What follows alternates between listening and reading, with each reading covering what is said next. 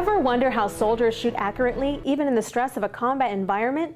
In this episode of The Making of a Soldier, we learn about the kind of training that helps soldiers do just that. Kenya Mills reports. It's another early morning at the range, and this 16-man squad is revving up for today's basic training event. As they warm up, the conversations about their platoon name. We're the 2nd Platoon Combat Wombats. I know it sounds intimidating, but it's really marsupial. The Wombat, a cute alternative to the typical Army mascot. Death dealers, night stalkers, warriors, no. We're marsupials.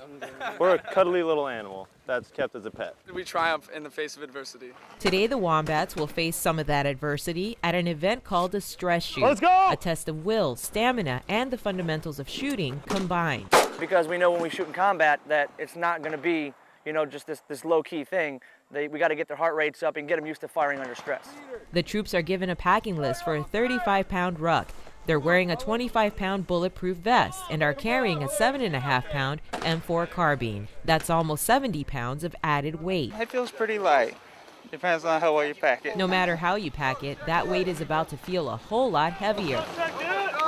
The stress shoot starts with a double time, almost a mile to the first stop. The weight of the packs and equipment is making it difficult for some of the smaller team members to keep up. Started off really well, but obviously it got harder as we went. In the whole company, there's overall maybe like 15 of us small ones. I'm put with all the tall people, so their legs are obviously stretching out further than mine, so I found it actually quite challenging. We knew who they were going into it, so we knew what we'd have to do. So just prepare for that and just do what you have to do to get them across the line. To the right, to the right! The squad reaches its first point, finding 2 casualties that require first aid. Hey, somebody get over here! They must stop an arterial bleed with a tourniquet and patch another soldier with a pressure dressing. We kind of knew who our medic guys were. They're a little better, stronger in knowledge. So we had them jump on that and just get them through it and then move on out. Here we go! Now they have to run nearly a mile to the shooting range. Let's go, guys. We know what we have to do to get back. About halfway through, you don't feel anything else. You just keep pushing. Felt better coming back. We knew what the distance was, where our little markers were at, so we just kept pushing. Come on. Sounds odd, but seeing the other ones in pain kind of keeps you going. You need to be that motivation to them. So just push through whatever you feel. We're used to it. Once at the shooting range, they have to engage 25 to 300 meter pop-up targets. They're being tested on their ability to shoot when their bodies are fatigued and breathing is hard to control.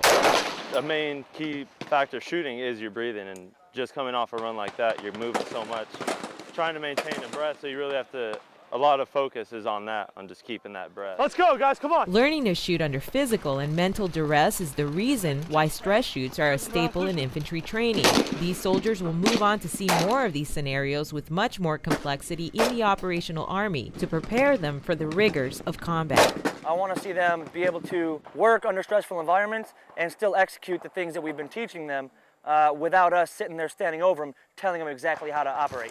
Let's go, push it to the end! And for the Wombats, the lesson of the day is also the importance of good teamwork. Go, boys, come on. Good job, guys. Come on. Good job. You have to work as a team to make it to point 1 to point 2. You have to.